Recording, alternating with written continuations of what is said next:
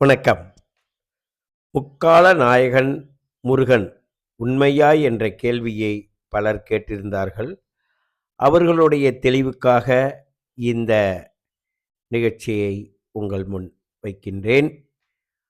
அன்பான நேயர்களே, அணு 360 தமிழ் இதை கண்டுகளிக்கும் உங்களுக்கு முக்கால நாயகன் முருகன் உண்மையா என்பதை நன்கு உணருங்கள்.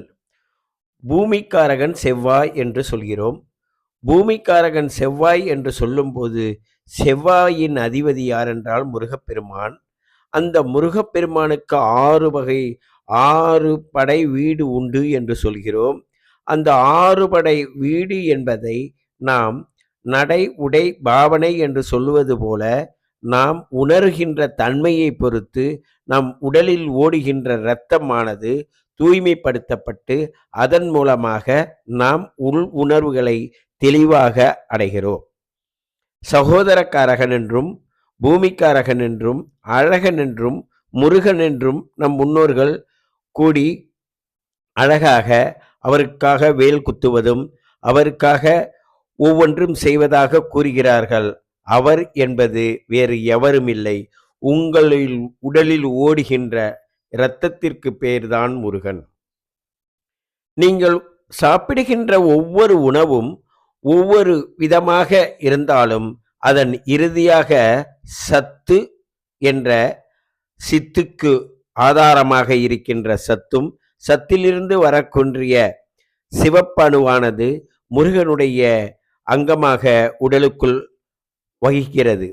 அந்த உடலுக்குள் வகிக்கின்ற அந்த முருகனுடைய ஆற்றலை மலை மீதும் மலை அருகிலும் காற்றின் மீதும் திருப்பரங்குன்றம், திருத்தணி, திருத்தணிகை, அப்படி திருச்செந்தூர் போன்ற இடங்களை வைத்து நாம் முருகப்பெருமானை தரிசிக்கின்றோம்.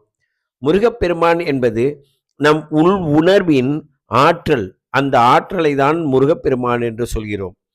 நாம் மிகவும் அழகாக பேசி, அன்பாக பேசி, அறிவாக பேசி இந்த பூலோகத்தை ஆளுகின்ற தன்மையில் அனைவரின் மனதை நாம் ஈர்ப்போமானால் நல்ல அழகன், நல்ல முருகன், நல்ல அருள் தருபவன் என்று எல்லோரும் வருகிறார்கள்.